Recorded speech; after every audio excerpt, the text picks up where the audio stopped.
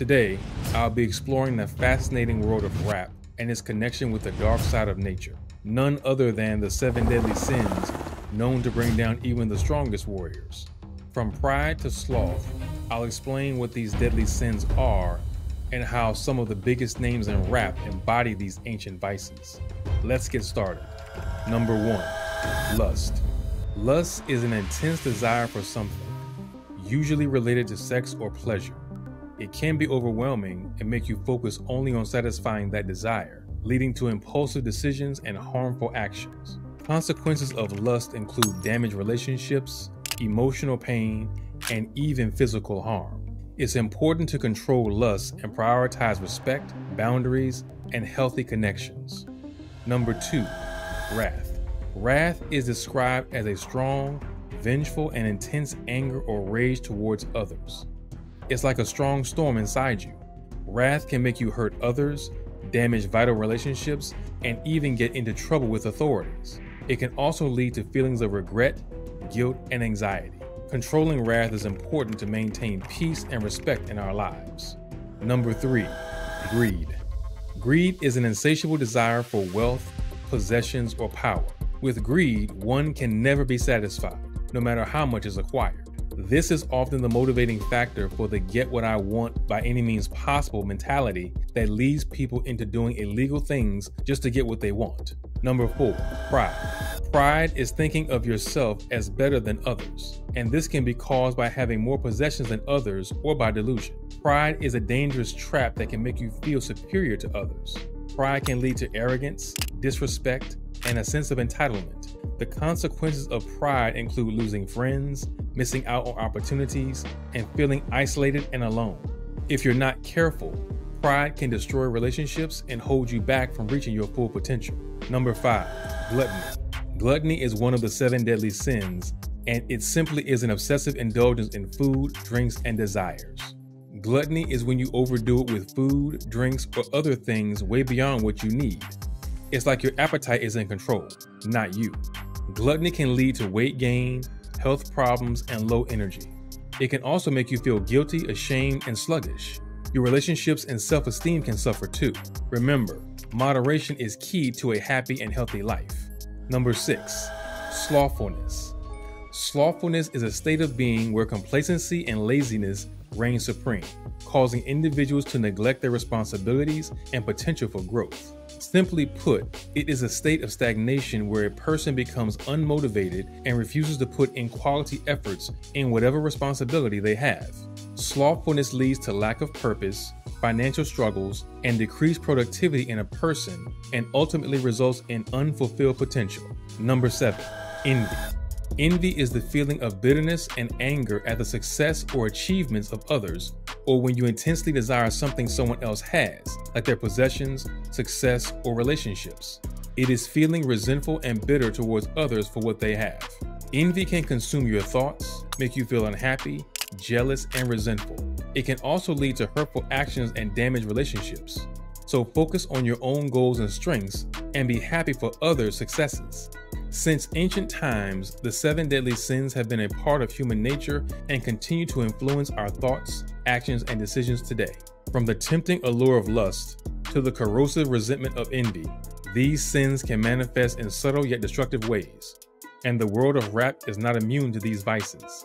In many songs today, these sins are often glorified and romanticized, but it's important to recognize the harm they can cause. In this video, we'll look at how some of the biggest names in rap embody these ancient vices and what we can learn from their stories. Let's get started. The sickening pull of lust.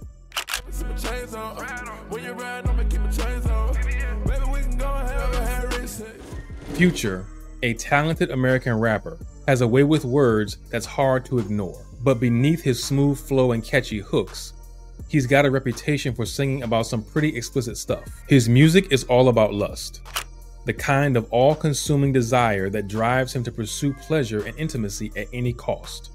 The lyrics of Future's songs are known to be steamy and sexually provocative. He raps about his desires, his conquests, and his unrelenting pursuit of physical pleasure. However, there have been a series of reports about Future being narcissistic and treating women terribly. and he often objectifies women, reducing them to mere objects of desire. But that's exactly the problem. His music perpetuates a harmful and toxic attitude towards women and relationships. You got so many women in your life. I mean, no disrespect, but I'm saying like a few baby mothers, and now you got CC. Yeah, exactly. Not to forget, Future's personal life is a mess. He has fathered multiple kids with different women, and he can't seem to commit to anyone. That's not just a sign of lust. That's a sign of a deeper issue. His music and actions are contributing to a culture that devalues meaningful relationships and respects women solely for their physical appearance. Despite controversies, Future's impact on the music industry and culture is undeniable. His unique sound and style have influenced a new generation of rappers, and his collaborations have helped shape the sound of contemporary hip-hop. But here's the thing, Future's music is also a reflection of our society's conflicted relationship with lust. We're all torn between embracing our desires and fearing the consequences of our actions. His songs are a reminder that lust can be both empowering and destructive, depending on how we choose to wield it.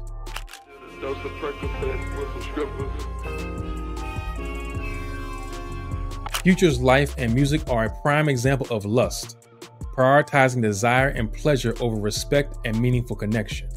While his music may be catchy and entertaining, it's essential to consider the impact of his action and lyrics on our culture and society. So what's the solution? Let's start by acknowledging the complexity of lust and its impact on our lives. And let's work towards a healthier, more respectful approach to intimacy. Future's music may glorify lust, but it's also a call to arms. A reminder that we need to take responsibility for our actions and treat others with respect and kindness. As we know, the deadly sins are interconnected, and one can easily lead to another, which brings us to our next sin, greed. The bottomless pit of greed. Greed, the insatiable desire for wealth and power, is a sin that has consumed many, and few have embodied it quite like Jay-Z. From his early days as a young hustler on the streets of Brooklyn to his current status as a billionaire entrepreneur, Jay-Z's rise to the top has been marked by a singular focus on success, no matter the cost. But Jay-Z's pursuit of wealth and power has come at a price. His treatment of former business partner Dame Dash is a prime example of how greed can lead to betrayal and exploitation. And on my birthday, I better get all this too. But anyway, Jay's my best friend. I'm not ashamed to say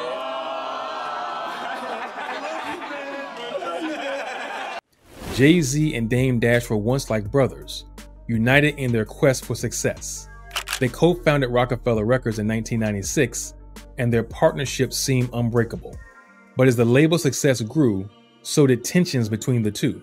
And soon enough, Jay-Z's desire for control and profit led him to cut Dash out of the picture, sparking a bitter feud that would last for years. That's why up, because y'all stay trying to do that. Y'all should have called Damon Dash and said, and you want the whole thing to hear it? Keep the door open. I don't give a Y'all should have called Damon Dash, make sure I was privy to it, and make sure I was CC'd or whatever. You don't send an email randomly at 10:38. In 2004, the strong connection between them was broken when Rockefeller was acquired by Def Jam and Jay-Z assumed the role of president at Def Jam. Dame wasn't a part of the deal and the whole process and felt jilted by his former business partner. This selfish and greed-motivated move by Jay-Z led to the destruction of their long-built friendship.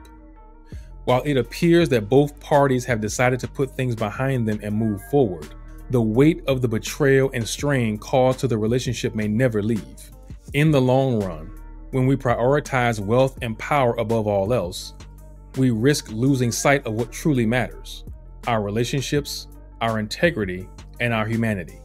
Jay-Z's feud with Dame Dash shows the impact that one person's actions can have on others. His treatment of Dame Dash had far-reaching consequences, affecting not only their personal relationship, but also the music industry as a whole. As we continue to explore the deadly sins, we see how they are interconnected and how one sin can lead to another.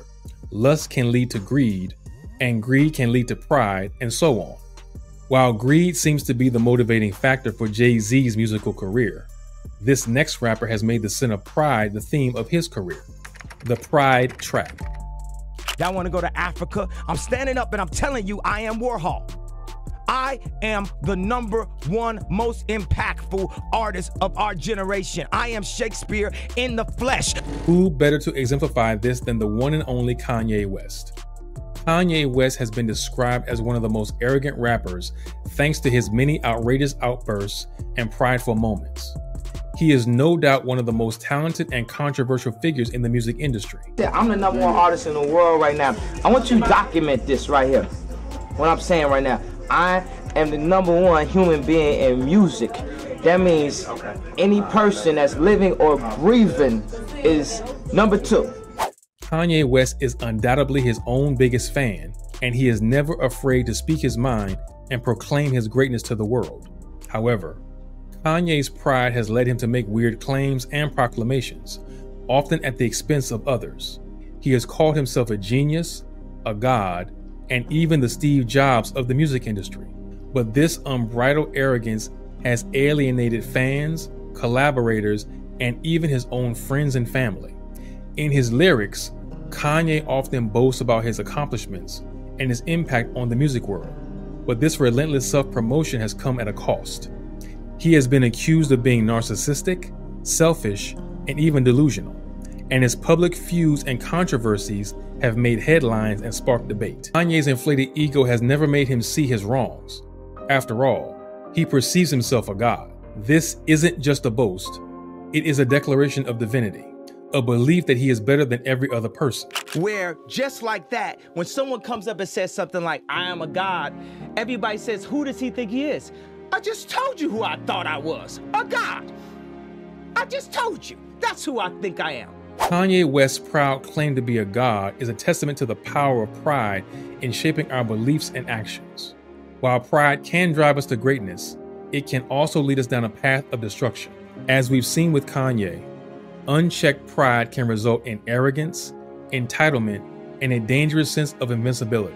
If Kanye can learn to resolve his feuds and stop belittling his fellow artists, he could significantly progress as a rapper and a person. By acknowledging the talents and contributions of others, he could tap into a new level of collaboration and creativity. And who knows, he might just become an even greater god, or at least a more humble and effective one. Speaking of humility, this next rapper definitely needs to work on that. The Fury of Wrath. Kentrell Gaulden, popularly known as NBA Youngboy, has built a reputation as one of the most aggressive and violent rappers in the game. His music is typically laced with anger, hatred, and a desire for revenge. He's constantly at war with his enemies, both real and perceived. In his lyrics, Youngboy glorifies violence and murder, often bragging about his ability to take lives and destroy his opponents. He is unapologetic about his wrath and sees it as a necessary tool for survival in the streets. Youngboy comes across as hot-headed and quick to anger in many of his interviews. He's constantly beefing with other rappers and has been involved in several high-profile feuds.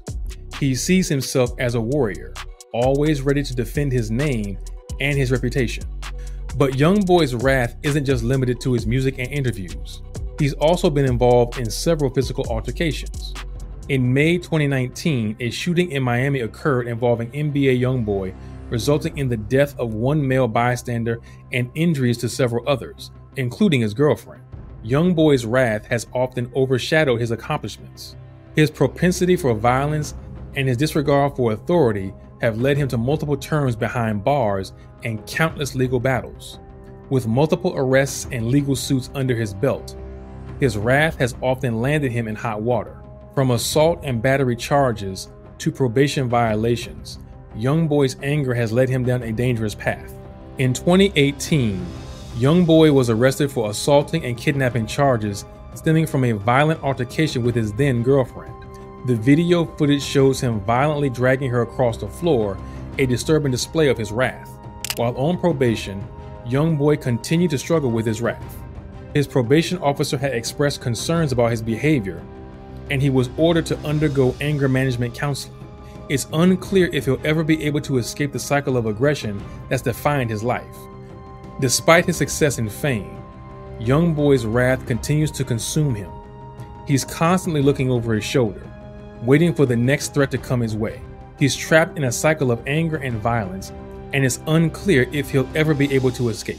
NBA YoungBoy's embodiment of wrath is a cautionary tale about the dangers of unchecked anger and aggression. Let's hope he finds a way to channel his emotions into something more positive before it's too late. Unfortunately for the next rapper, it was too late to make amends as his life and career were cut short by gluttony. Gluttony is often associated with overindulgence in food or drink, but it can also apply to other vices like drug addiction. Juice WRLD's obsession with drugs is a prime example of gluttony, as he continued to use despite the harm it caused his body and mind. Juice WRLD rose to fame in 2018 with his emotional and often melancholic lyrics. His music resonated with a generation of young people struggling with mental health and addiction. You had issues with drugs even before you started to get famous and rich? Yeah, for sure. I mean, it was something that I was into early, low-key, due to music. Juice WRLD's music often presented drug use in a less intense light, particularly with prescription pills like Percocet and Xanax. Even during interviews, he is often seen smoking, showing how addicted he has gotten. He also openly discussed his addiction, stating he used drugs to cope with anxiety and depression. In his lyrics, he frequently referenced drug use, like in his song Different, where he raps, "Walk hard with the activists, I'm sipping. I still got Molly in my system. I still got Xannies on my mental." In Robbery, Juice WRLD raps about the guilt and shame that come with his addiction. He knows he's hurting those around him and that his behavior is destructive, but he finds it hard to stop. He's trapped in a cycle of craving and consumption, and he doesn't seem to know how to break free. This is the sin of gluttony in action, an insatiable hunger for something that's ultimately harmful. Juice WRLD's struggle with gluttony ultimately proved to be his downfall. His addiction to drugs, particularly prescription pills like Percocet and Xanax, consumed his life and led to his tragic death on December 8th, 2019, 6 days after he turned 21. He was known to have ingested a large quantity of drugs on the private plane that brought him to Chicago's Midway Airport, where he suffered a fatal overdose. Witnesses reported that he was seen swallowing multiple pills on the plane and that he became agitated and erratic during the flight. When the plane landed, Juice WRLD was met by federal agents who were waiting to search him and his entourage. As he walked off the plane, he suffered a seizure and collapsed. Despite efforts to revive him, he was pronounced dead a short time later at a nearby hospital. The autopsy report revealed a lethal combination of oxycodone and codeine in his system, as well as traces of other drugs. It was a devastating end to a life that had been marked by so much promise and potential. He made this weird noise. It was like something I've never heard, and I was like, "What the fuck is that?" Like I didn't know, you know what I mean? Like a weird groaning noise or whatever. And then all of a sudden I look and he was just on the ground, and then Allie was freaking out. Juice WRLD's death was a shock to the music industry and his fans worldwide. He was just 21 years old and had already achieved so much in his short career, but his addiction had been a constant companion that ultimately proved to be his undoing. In the end, Juice WRLD's story is a tragic reminder of the dangers of gluttony and addiction. His music may have glorified drug use, but his life was a testament to the devastating consequences of that behavior. It's important to seek help and support when struggling with addiction, because there are devastating consequences of ignoring the warning signs. Juice WRLD's legacy will live on through his music, but his death serves as a reminder of the dangers of gluttony and addiction. May his story serve as a warning to us all, and may we learn from his tragic example. Moving on to the next deadly sin, the sin of slothfulness. No other rapper has had his career shut down by slothfulness like Lil Pump, the slow killer, slothfulness. Lil Pump rose to fame in 2017 with his hit single Gucci Gang. The song's success was unprecedented, reaching the top 10 on the US Billboard Hot 100 chart and achieving triple platinum certification. It was also around this time that he had a massive collaboration with Kanye West, further increasing his popularity. However, it was only a matter of time before the deadly sin, slothfulness, would eventually consume him and cut short his career. This is what happens when you rely on one hit and don't put in the work. Lil Pump's rise to fame was quick, but his decline was even faster. He went from being a new kid on the block to a has-been in a matter of months. And it's all because he didn't put in the effort to improve his craft. He thought he could coast on Gucci Gang forever, but the music industry doesn't work that way. Lil Pump's desire for success and recognition led him down a dangerous path. He started taking his fame and fortune for granted, and soon he was consumed by slothfulness. He stopped putting in the effort to create music, and his live performances became bland and uninteresting.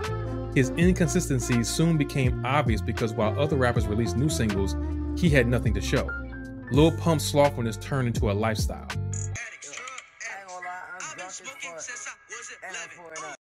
a certified drug addict. You can read it.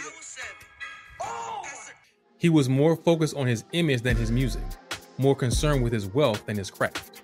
He would often post pictures and videos of himself sleeping, partying, and living a life of leisure. Remember his feuds with J. Cole and XXXTentacion? Those were just symptoms of his slothfulness. He was more focused on beefing with other rappers than making quality music. And let's be real, his I Don't Care lyrics was not a flex, it was a cop-out. Fans also noted how extremely simplistic his songs were. There were hardly any show of effort on his part to release something worthwhile. Lil Pump's story is a cautionary tale about the dangers of slothfulness. It's a reminder that success and happiness come from effort and dedication, not from simply existing. His fall from grace serves as a warning to others in the music industry and beyond. Lil Pump's rise to fame was meteoric, but his fall was just as swift. He went from being one of the most promising young rappers in the game to a cautionary tale of slothfulness and complacency. Lately, many netizens have referred to him as a one-hit wonder who didn't really put in the work and was undeserving of fame. Let this be a lesson to us all. Success is not a guarantee, and it requires constant effort and dedication.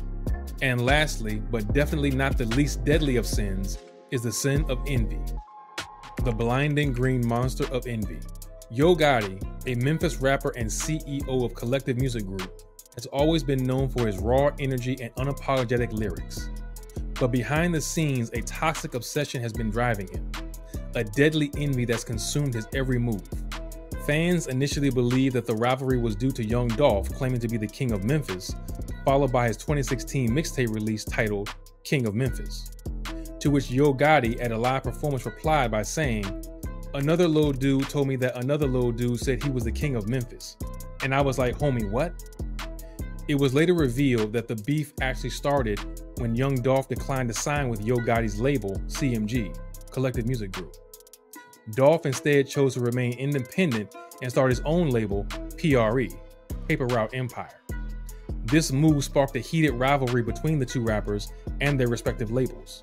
Young Dolph mentioned that one of the reasons why he couldn't respect Yo Gotti was because of how disrespectfully he spoke about his own artists, making Young Dolph that more determined not to join his label. Yo Gotti was envious of Young Dolph's success and independence. He felt that Dolph owed him for giving him a platform and exposure in the early days of his career. Dolph, on the other hand, saw Yo Gotti's offer as a way to control and exploit him. Yo Gotti's envy turned into anger and resentment, and he began to diss Young Dolph in his music and public interviews. The beef between CMG and PRE escalated into a full-blown feud, with both sides trading diss tracks and public insults. Young Dolph responded to Yo Gotti's diss tracks with his own, and the two rappers continued to exchange blows. The feud between Yo Gotti and Young Dolph was not just limited to music. The two rappers and their respective labels became embroiled in a bitter and violent rivalry. There were reports of physical altercations and drive-by shootings, and the beef became one of the most notorious in hip-hop history. Tragically, the rivalry turned deadly when Young Dolph was fatally shot in Memphis in 2021. Many pointed fingers at Yo Gotti, suspecting that his envy had finally turned deadly. And while Yo Gotti has denied any involvement in Young Dolph's death, the rumors and suspicions continued to spread. Some pointed to his history of violence and intimidation, while others believed that he had the motive and the means to orchestrate the hit. Tragically, Yo Gotti's brother, Big Jook, recently met a similar fate, losing his life to violence. Some have speculated that Big Jook's death may be a case of karma catching up with Yo Gotti, given his rumored involvement in Young Dolph's murder. But these are just speculations. Regardless of the truth, one thing is clear. Yo Gotti's envy has left a trail of destruction in its wake, and the hip-hop world is still reeling from the aftermath. The beef between Yo Gotti and Young Dolph serves as a warning for the hip-hop community and a reminder of the senseless violence that can result from unchecked emotions and desires, and the importance of resolving conflicts peacefully. Do you agree with this list? Let us know in the comments below. Don't forget to like and subscribe to the channel for more content like this. In the meantime, check out the documentary we did on the 7 deadly sins of female rappers. We'll see you over there.